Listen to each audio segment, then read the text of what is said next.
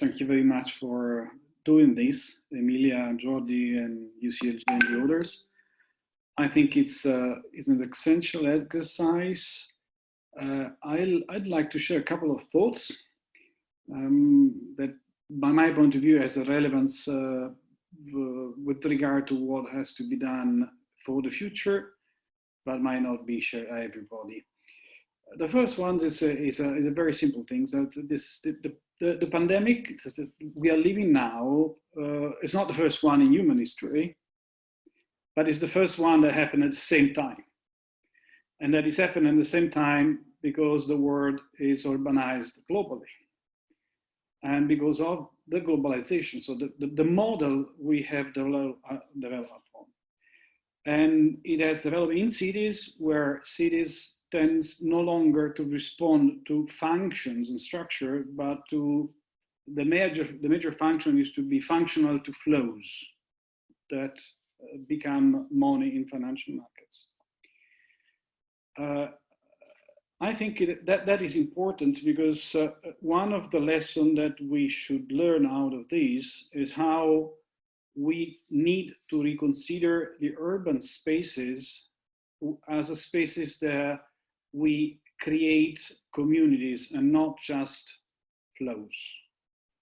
And that says physical fact and naturally plays the function of cultural life that is not culture without things. It's a cultural life, cultural participation at the very core of a strategy that leads to redesign the city and how people live. So the function of the city that is functional to the people that live in, not to the flows that come into the city. That is a slightly different thing.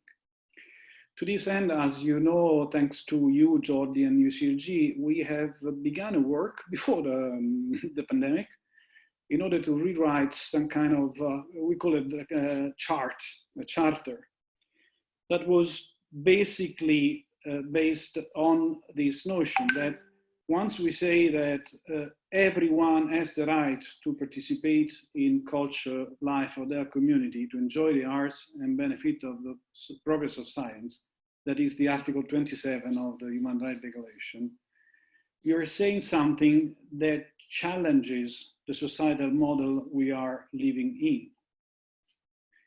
in. And there are consequences. The consequences is that a model that's so in the commodification and in private consumption, the core of an economic model that concentrates richness and spread inequality, which was very much urban, and to which we have to adapt to some extent, is somehow clearly put in discussion as a result of the pandemic. And there is a responsibility that is upon our shoulder and other shoulder to make clear the connection that exists between what we are living now, what we have been living in 2008, but we forgot, and what are the changes that we need to work for in the longer term, starting from now. And this to me is paramount, okay? Therefore, what are we talking here is not about culture. It's about the society. And a society where cultural rights are essential because, as it was written after the Second World War, that cultural rights are one of the fundamental conditions for the society to be cohesive, peaceful, and societal to some extent. One of the risks I see at the moment in the situation is that as everybody wants to get back to, say, whatever it was the previous life, is that we will be pushed to forget this kind of reflections and deal with dramatic social challenges under a theory that does not take that in account. So if I may convey a message to the presidency, is that the city is where the societal model has first to change, because that's the function of the city that has to change. That has to include what we are talking, and that has to be as this scope. This scope is a long and large view of the balance between, let's say, profit making and humanity and fundamental rights. In my view, but I'm extreme and radical, I know it, but fine, I share it. In my view, that economic model is incompatible with the fulfillment of the human right. That's as simple as such, it's proving to be that. So I'm not saying capitalism, I'm saying that specific way of concentrating richness, producing money, not through money, and increasing global inequality, despite all achievements, because they exist. But if so, and that is a baby of the urbanization, then we need to understand how we lead and change urban spaces, even in connection with what is outside the urban spaces, to create and move ahead. So that would be, to me, the first things. Second consideration is, if 1 minute, Luca. I'm getting to the end. If so, and we need to secure a substantial public funding for a function that is not only driven by market revenues. And we will be dealing with massive challenges because tax revenues will be reducing. And that mostly hit cities. In our experiences, most of cultural policy produced by the city are funded, by example, in our country, by tourist taxes. They will not expand. So there is a call that is very sincere that in political decision making today, when we decide what comes first, certainly healthcare system will come first, but funding and measure health funding of cultural policy that are not aimed at generating market revenues first, but are aimed at generating social value, culture, social capital, are essential part of the packages that the countries are putting in place, that the international organizations are putting in place. That's a lot to say, but sorry, I thought that was worth to be focused this way. No, thank you very much, Luca. I think this is exactly the time. Is exactly the type of frame that that we need.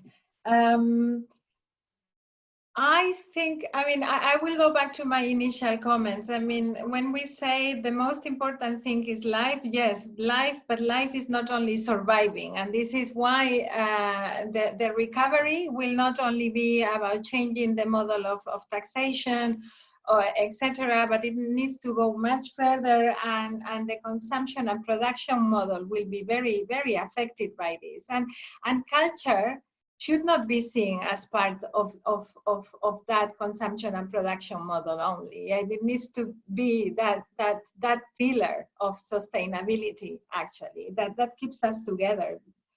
So there will be very important decisions that leaders need to take. But I think that COVID is helping us identify some of the opportunities that we have, because we have realized that with very simple platforms and with very simple actions, we can guarantee cohesion. And that will play a role, I think, in the minds of our political leadership. It has never been as easy for me before to introduce this notion as culture as one of the decalogues of measures for the future. So I am hopeful, and with that hope, I am going to Lisbon. Catarina Vaz-Pinto, the Vice Mayor for culture in the city of Lisbon.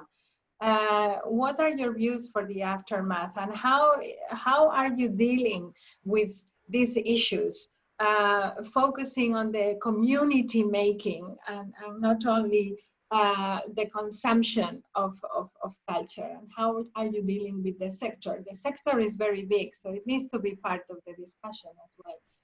Catarina, the floor is yours. Hi, hi Emilia, hi everybody, greetings from Lisbon now, good afternoon from Lisbon now.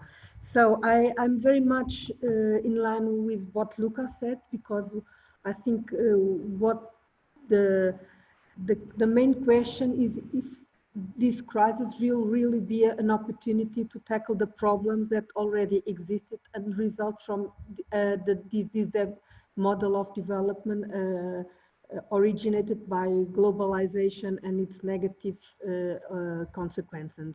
And that brings inequality, solitude, the huge production that exhausts our planet. So this is the big framework that and the question is if we can revert or not this model of living and working in societies. This will be the main question, and I think this is the most important thing that is at stake. In the meantime, and from the cultural point of view, I think we are, and in general, we think we all agree that the future should be as virtual and as should real and at the same time. So the online and digital technology has we witnessed a huge progress, and this can have very positive effects in the sense that it enlarge audience, enlarge can create new models of business and new opportunities for work, and in this sense it can be a tool for inclusivity, which is the main question that we have to face, how to create more inclusive and cohesive societies. So technology can be a tool for that, but we need also to be conscious and aware of the limits and risks and use the technology in a more intelligent, ethic and regulated framework in order to protect privacy and fundamental human rights. The other thing that I would stress is, of course, the physical component of the access of culture remains nevertheless paramount, and we already have lots of examples. Because we will face in the future situations that in a way are objective and determined by the sanitary restrictions, and will oblige us to have new models on creation and production, more flexible models, more sustainable models, and we have to have a lot of creativity on that, and we are already asking our cultural sector to themselves to give that answer to us. I think there is a huge opportunity to reinforce all the proximity projects, because they are naturally can be done in more small scales and more close to the people. They can be they are much more flexible. They can be done everywhere, not conventional places, non-conventional places, but mainly because they really it's through proximity projects that we can truly democratize the access to culture, and to provide all citizens to have an enriched experience of culture. I think this is also a trend that it's already there. Many cities, most of the cities are having a lot of projects in urban and neighborhoods, kind of projects, participatory projects that involve, ask people to practice, to co-create, to participate, to be co-directing showings, to be co-curators. So this trend is there already, and she will be reinforced for sure, because that is what brings an inclusive sense and belonging sense of, brings more inclusivity and sense of belonging. So I think, as my colleague also, Nicolas from Bogota, said, we believe very much that every citizen is a creator, and we have a lot of projects, and in the future there will be much more projects that will stress this need, because this is a way to reach people and to make them more capable of decision making, and more conscious and more critical about the world we live in, and so more Thank you, Catarina. Of working. The other thing I think it's important is to wrapping up in 1 minute. Okay, the sustainability of the whole system, the system in general, the cultural ecosystem, because the question for several reasons: will the public system be capable to guarantee the same level of funding to public institutions and to the non-profit sector? What kind of equity will be reached between the non-for-profit and the profit sector, since this last one only makes its living from large audiences and sponsorship that won't be possible in the near future? Even in a more distant future, will these large festivals, events, and blockbusters survive in current models, as already people said, that depend on large audiences, intensive travelings, high levels of consumption, precisely the kind of phenomena that the real climate agenda needs to change? And will be capable to introduce a kind of slow culture movement that questions existing creating and producing models, but could also lead to us to more deep and enriching cultural and enriching experience?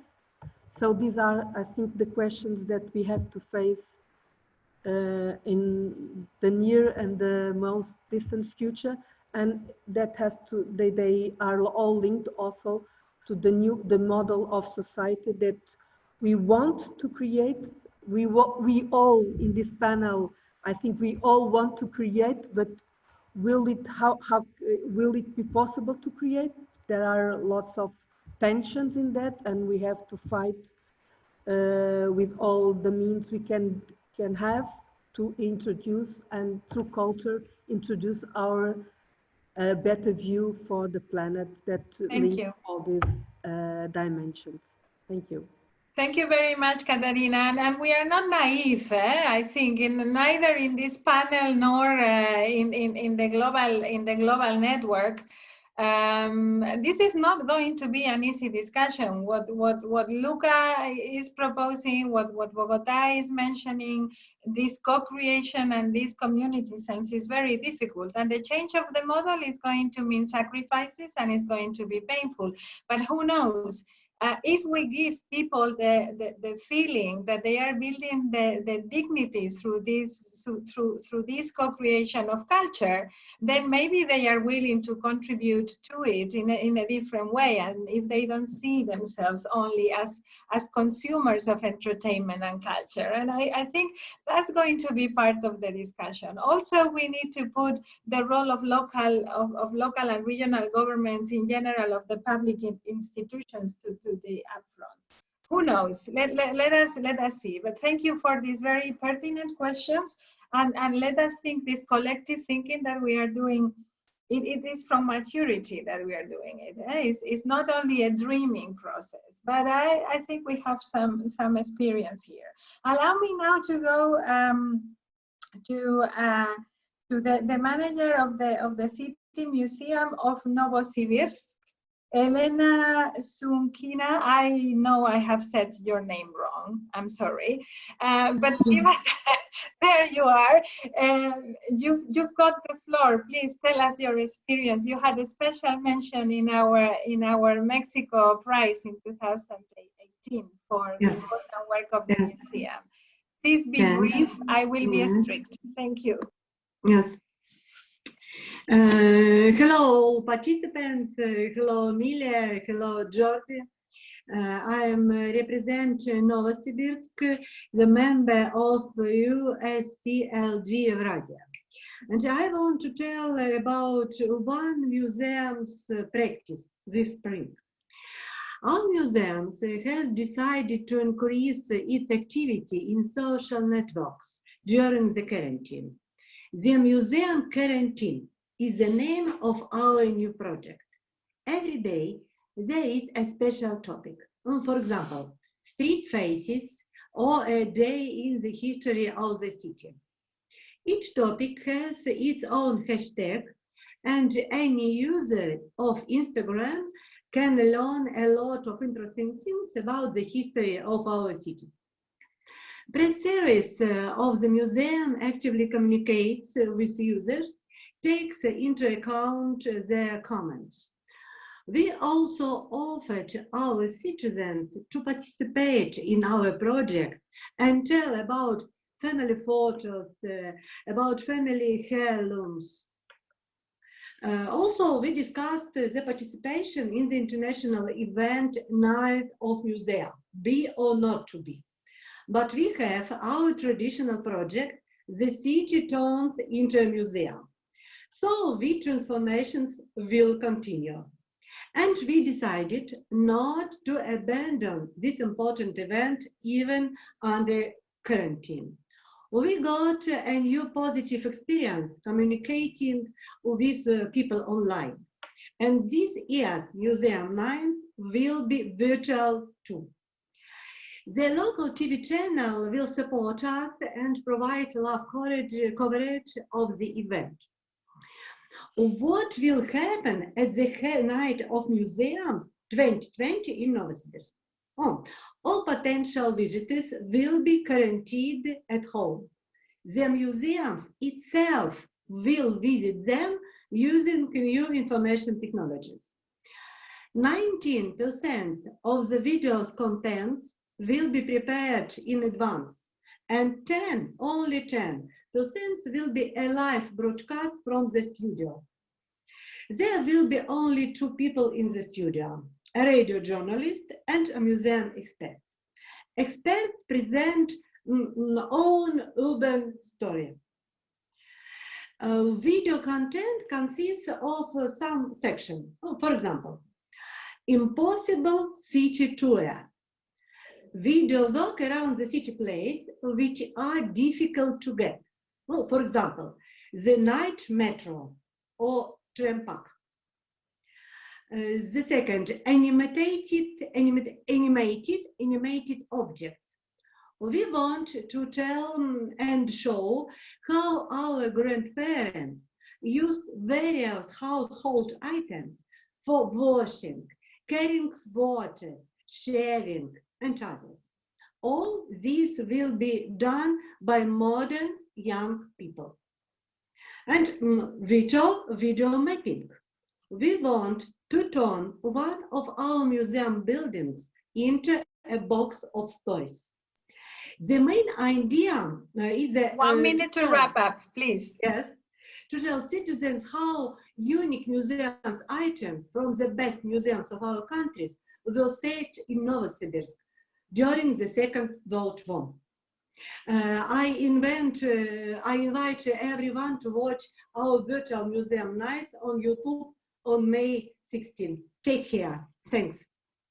Thank you very much for this inspiring presentation on how to adapt. I guess we humans adapt sometimes slower than quicker, but very, very useful examples, and we will make sure that your practices are also reflected in the webpage that the Culture Committee has opened for that, and in our Beyond the Outbreak page. Thank you very much, Elena. Very, very interesting. Now let me go now to another part of the world. We are going to Canada, to the city of Kitchener, and I am going to invite Major Vrbanovic. He's our treasurer of UCLG, to share with us how you are looking at this very important sector in your experience with the outbreak. Barry, I don't see you, Mayor, but I know you are here because I have been in contact with you. So the floor is yours. Are you there? Yes. Welcome, Mayor. The floor is yours. Hola, muchas gracias, Emilia, and hello, everyone. Greetings from Canada. Should start off by saying Happy Earth Day to everybody as well. The situation in Canada around COVID-19 has been developing a little later than certainly Asia, Europe, and some other parts of the world. In our province of Ontario, our public health emergency was declared back on March 18th, and in the city of Kitchener on March the 25th. And at this point, we're planning at least until May the 12th, but maybe longer, depending on how health outcomes continue to develop. This obviously, like everywhere else, has had a profound impact in terms of the closure of essentially everything non-essential, including our theaters, our sporting facilities, and so on, that we've had to respond to. And it's had a significant impact on especially artists, performing artists, and so on, whose income literally went to zero virtually overnight. We've been fortunate that we've had a federal government that understands the issues associated with this, and basically has created a program where anybody whose income has been nothing more than $1,000 a month has been eligible for funding from the federal government in terms of a temporary salary or basic income of $2,000 a month, which is certainly helping those in the arts and culture sector get through the initial phases of the crisis. As we start exploring on, beyond COVID and what does it mean, based on best practices, we also see ourselves phasing in the reintroduction or reopening of our communities and of society. And that in particular is going to have an impact on large gathering places and on things like festivals, public squares, and so on. It's opening up many questions that we haven't had to deal with before. So for example, in the future, and particularly in the transition phase between where we're at now and let's say 12 to 18 months from now, when a vaccine might be available for COVID-19, are we going to be, in some of our larger performing arts centers, in our arena that hosts our hockey team and so on, with 8,000 spectators, are we going to be introducing temperature checks? Are we going to be introducing things like required masking? Are we going to have to limit the number of seats that are available going forward? And so these are difficult policy and budgetary questions that we're grappling with as we look forward. Our federal government has created a $500 million fund for the arts and culture and entertainment sectors. The details of that haven't been released yet, but it'll be focused around not-for-profit, sports organizations, production houses, publishers, entertainers, and so on. And so we're anxious to see what the details of that will be to support that critical industry in our communities. In my own municipality, we're looking at a variety of ideas of things that perhaps we can start to explore both during COVID and after. One of the things that's been really interesting right now is we launched a Kitchener Says Thanks initiative, which has been through music concerts twice a week, one focused on children, one on all ages.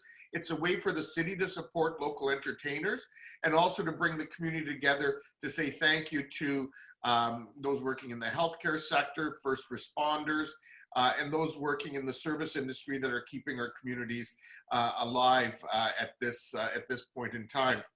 But more long-term and coming out of COVID, we're really looking at a few things. Number one, are there ways of developing and supporting alternative ways of presenting performing arts? So can we develop an online infrastructure to support more digital performances and an extensive network to drive audience participation in these kinds of virtual events? Our provincial government has also set some money aside for this initiative, and so we'll be engaging in that in the coming weeks. Secondly, working with things like 1 minute to go, Treasurer. Thank you. We're looking at, with our museums and galleries, digitizing their collections rather, and creating programming content that would open up to vast audiences the assets that they have. Thirdly, reanimating our community and public spaces. So instead of making them something that always brings large groups of people together, can we do more in terms of public art interventions that are more passive in nature than large events that would allow smaller groups of people to come and enjoy at different points in time? And lastly, looking at the sector from an economic development point of view, and are there some industry-specific business and professional development training that we can provide through our small business center? As an example, our new manager that we have looking after our public, our film and music industry is developing some programming that will support musicians, that will develop their craft and revenue streams while performances and touring aren't possible. So these are some of the ideas, Amelia, that we're looking at here in Canada, some at the municipal level, but also with the support of our provincial and federal government, and certainly our National Association, the Federation of Canadian Municipalities, is involved in that as well. So thank you for the opportunity to share this over a few minutes. Thank you very much, Mayor. Indeed, very much in line with what many of the other cities have been sharing and struggling with the same questions for the aftermath. Very, very important. Let us go now to the UN Special Rapporteur on Cultural Rights, Karima Bennoune. It's a different perspective than the one that we have been sharing. We will be finishing with the views from yet another city, from Buenos Aires. But let us now go to Karima. What do you think that the international community will need to be thinking about? I guess that some of the things that you have heard here will be part of that equation. Are there any other things that we are missing, and how are you experiencing this debate internationally? Is the international community up to it? Is the UN up to it? How are you going through that? Karima, the floor is yours. Thank you very much. Can you hear me? Very well. Excellent. Good morning for me, good evening, good afternoon. I really want to thank the organizers for this important convening and send my sincere cultural solidarity to all of you. I think one of the first things that the international community or the international level needs to do is to be in touch with and listen to the people who are working at the local level everywhere around the world. And I really value the opportunity for this dialogue. So when I think about the future and tomorrow in cultural terms, I'm also very much thinking about the present and the past. And one of the things that I've been considering a lot is, of course, how many people we are mourning, how many people we are losing in the cultural field in every region to COVID-19, from the Chinese film director Chiang Kai to the Cameroonian musician Manu Dibango and many others, alas. And I think when we think about tomorrow, and imagining tomorrow, we need to remember all of them and draw strength from the works that they are bequeathing to us and honor their memories by doing a better job at the international level to support artists and to continue to promote a nourishing cultural life for everyone and to work in support and in solidarity with those of you who are doing that at the local and regional levels. For me, and the message that I am trying to convey internationally is that culture is the heart of our response to COVID-19. It is at the center, really, of that response. It's a challenge to be asked to imagine tomorrow when today is already difficult itself to imagine, and especially to do that in 5 minutes. I think we have to consider, in the words of the Canadian artist Amanda Paris, what kind of new world we want to build, which she asked recently. And her response, which I agree with, was that part of the answer lies in reflecting on what we don't want to continue. And she said, I suggest that in this new iteration, this new world, we stop devaluing artists' worth. I think this is a very important goal, and meeting goals like this, including some of the important goals that Luca mentioned, reviving the public, the whole idea of the public, all of this requires a cultural rights perspective, both to the question of how we imagine and survive today and how we build a better tomorrow. And I was pleased already to hear mention of the fact that the rights of everyone to take part in cultural life without discrimination, to freedom of artistic expression, and to benefit from scientific progress are not just nice ideas, they are guaranteed by international law. That remains true today. And everyone has a right to participate in and be consulted about policies to ensure these rights. Equally important, and perhaps I mentioned this because I'm based here in the United States, equally important, we must remember that some limitations to human rights, including cultural rights, are also accepted in international law.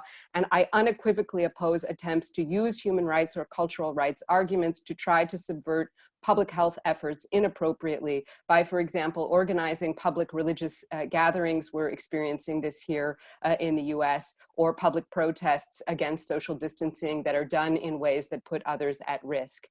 Reimagining the tomorrow from a cultural rights perspective, of course, should be envisaged across several time frames. What is possible in the coming tomorrow is different than sort of tomorrow's months from now or a year from now.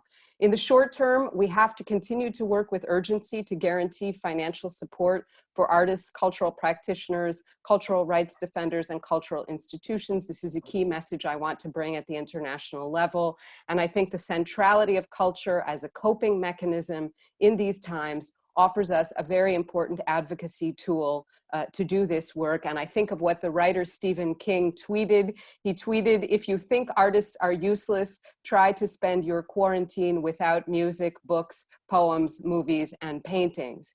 We need nothing less than a global cultural plan to keep alive the cultural life which keeps us alive. And that is also a message that I want to convey. But of course, that global plan needs to be locally driven and informed, but globally supported, financed, and coordinated. In the short and medium term, we have to continue to reconfigure public cultural life, including in digital spaces, with all the wonderful initiatives you have been addressing. And we need to multiply these with offerings for different generations, different language groups, and all sectors of society, including people with disabilities. Human rights guarantees also apply online. This is very important, and public powers need to ensure access to and participation in cyberspace for all, just as in other spaces. We must confront the digital divide and find other safe ways to reimagine cultural life and build connection in conformity with public health, such as some of the popular balcony music jams we've seen in Sicily, or the sing-alongs from rooftops and windows in New York City. This is a time in which we struggle with many challenges, but also explore new possibilities and new cultural forms. Essential human rights commitments to non-discrimination and to inclusion of diverse voices, including women, minorities, many others, must be maintained even in the face of what may be some difficult budget cuts already happening and coming in the future. And I also hope we continue to support at-risk cultural rights defenders who are doing the same work we are doing in places where that puts their human rights at risk. And I can think of many, but I mentioned one, the cultural activist Osman Kavala, who remains in prison in Turkey, even in this pandemic. From the medium to the longer term, we will also be 1 minute to wrap up. Thank you. Watching for a safer time to return to public space and shared public cultural life. And we have to commit to that renaissance when it is safe, emphasizing that as important as digital cultural life is, it is a complement, not an alternative to a public shared cultural life in public spaces when that is safe. And I think we need to build our connections with scientific experts who can advise us, who should really inform our efforts in this regard. Whatever the time frame, we must not give up on the dream of a better tomorrow based on new construction, not simply reconstruction, based on a bigger commitment to, for example, gender equality and diversity, and a bigger commitment to the whole idea of the public and public cultural life and climate-friendly ways of doing our work. As grave as the challenges are, I just want to end, just if you permit me, 30 seconds with a spirit of optimism. Optimism is not false hope. I was reminded by a woman in Afghanistan, optimism is key to survival. So let us use culture and cultural rights to foster optimism that recognizes the gravity of today, but also says, tomorrow, together, with our cultures to sustain us, in solidarity, we shall prevail. Thank you very much. Thank you very much, Karima, for these inspiring words. And I think you've put one issue. You've mentioned many, and I think they are all part of the agenda that we're trying to build for many years. But I think there will be a revival of the importance of the commons and putting the commons also at the heart of this building, the new building of society that we need to do. And there is also one issue that I wanted to leave with you. I think there needs to be a greater approach to rights, a global approach to rights, and that needs to be reinforced with a stronger multilateral system. We are convinced of that as a constituency, and we will certainly be putting many of these ideas through also in the consultation for the UN 75 that we are contributing to. So thank you very much for that.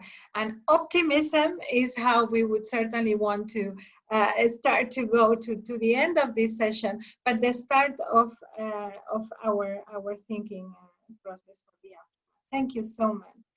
And now Enrique Avogadro, the Minister for Culture at the Autonomous City of Buenos Aires. And it wasn't that long time ago that we were together in your beautiful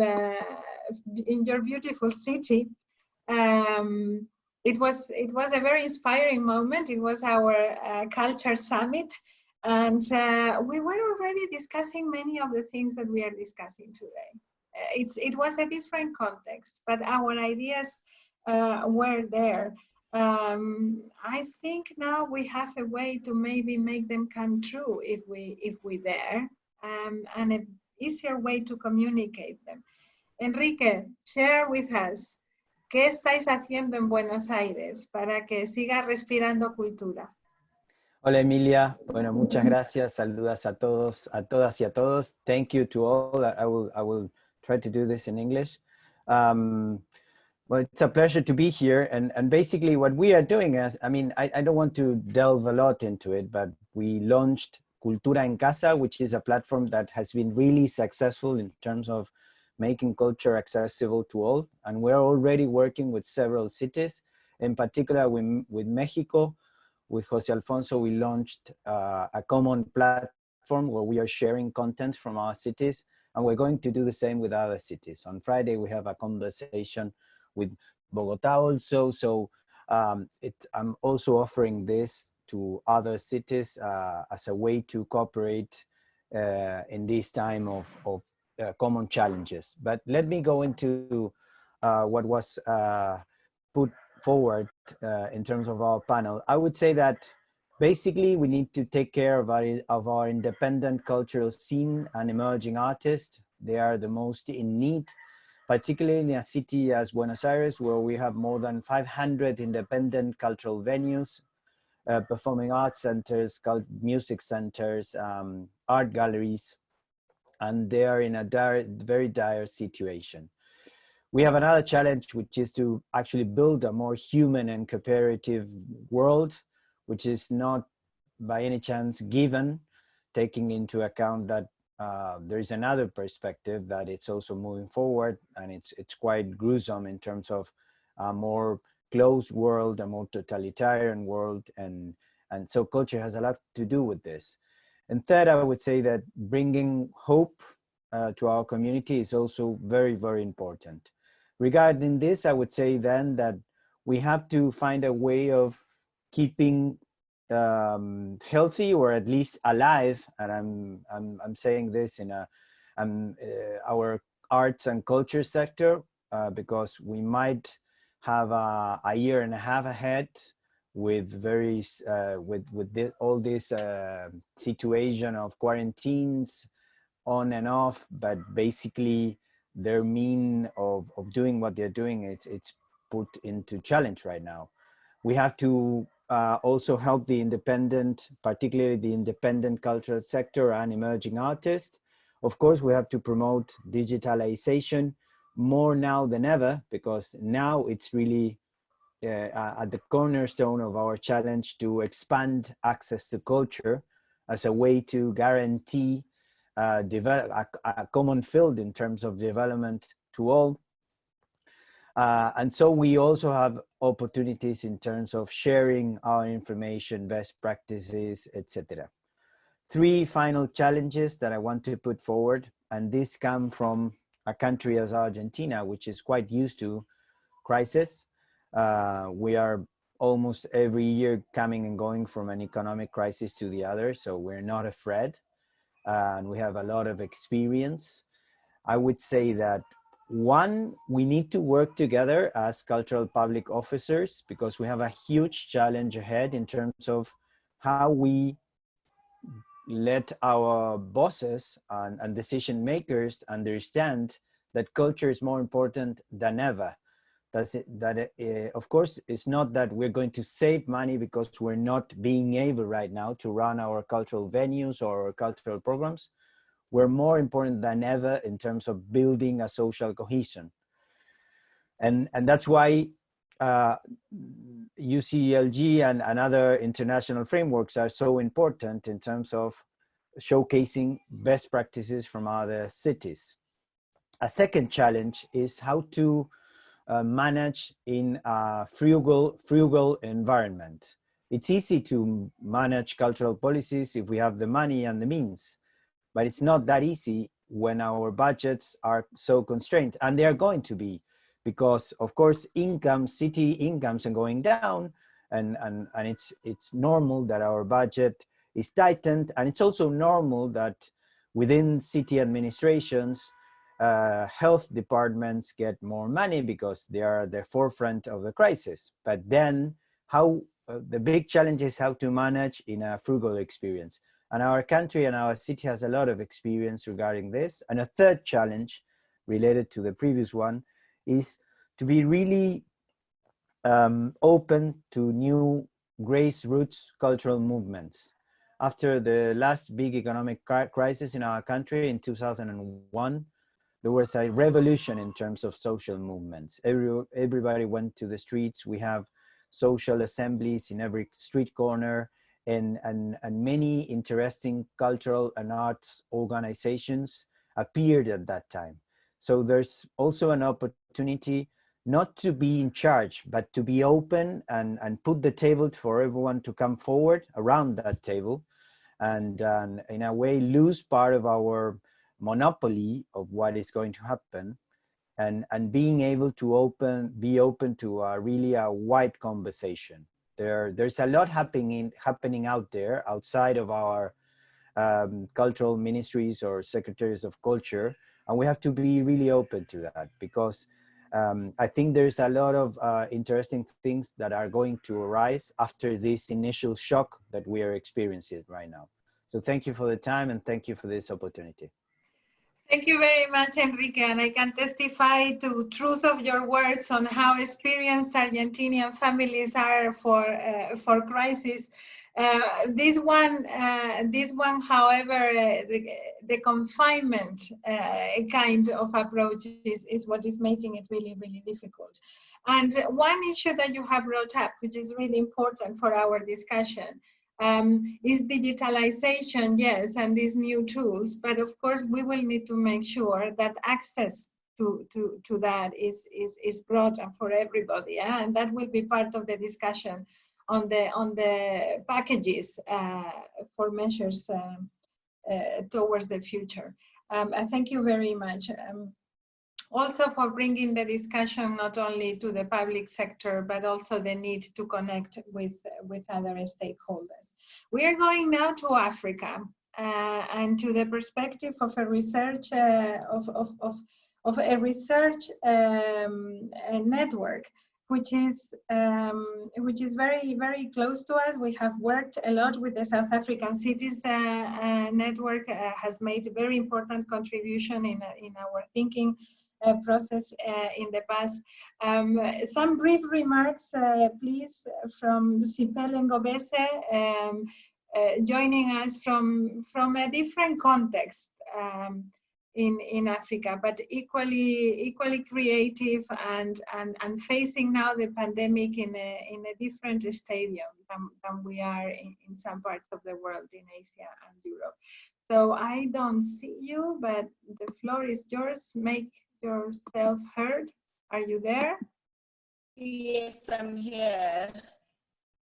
Can you Wonderful. hear me now? Ooh, the connection is really great. Thanks for having me. And is it connection is very fine now? Can I be heard now? Can you put off your video and let us try without the video, Siphelele? I'm sorry. Video. Okay, is it any better?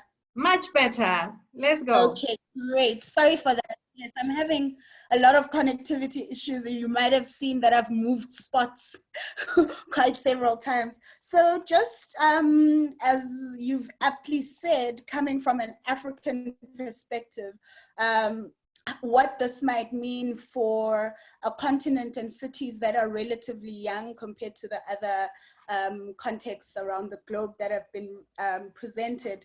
So, and also just zeroing in on what this means in terms of how we are in public space, and factoring in issues of culture as well.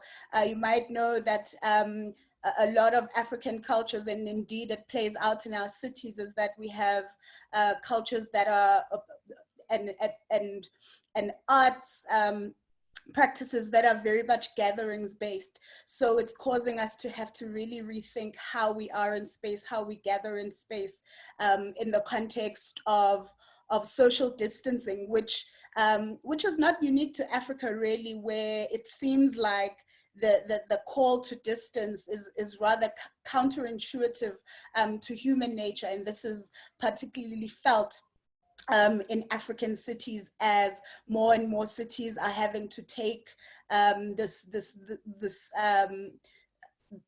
this call to distance and to be at home.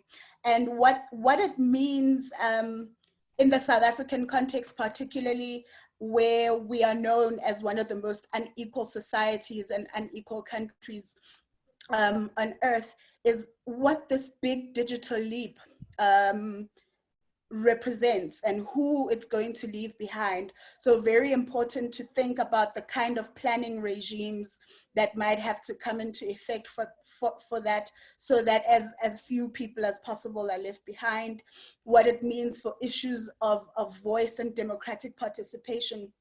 And so I really appreciated the input around public libraries as the primary centers of continuous learning over life, and the other input around really thinking around extractive profit consumption and production driven economies that render cities around user pay principles. And so how do we use this opportunity, which I see COVID-19, as disastrous as it's been, is also an opportunity, which if we don't take, then we run the risk of reverting to some of the practices that we might want to leave behind going forward. And that brings me to the point of the state of women in public space. So issues of gender, what we might use COVID-19 as an opportunity for a cultural reset. How do we go back into space in inclusive ways of young people, of women, and so on. And so it's really important, particularly in the South African cities context, where because of violence and crime, we'd experienced rather a retreat from public life and a retreat from public space, and cities doing quite a lot to really enhance the social and civic and cultural function of public spaces, so that they are vibrant spaces that invite people to come into them. So how do we use this as an opportunity to build a base of being in space in a different way, in a much more inclusive way? And with that, I'd like to close and just thank all the participants for really such wonderful and insightful inputs, and which will surely help us in generating knowledge for our cities to come to a better understanding of what the world might be like. And it's an opportunity to really input and design a world for ourselves as well that is better, really using this moment as an opportunity to build upon. Thank you very much, Siphelele, and bring our greetings to the other colleagues in the South African Cities Network. We will be working very close with you, and I want to announce here in this group that we will be organizing also sessions in Africa for our African membership together with UCLGA. UCLG Africa, our section there. So Siphelele, take note, and we will be contacting you for those. Thank you. Thank you very much.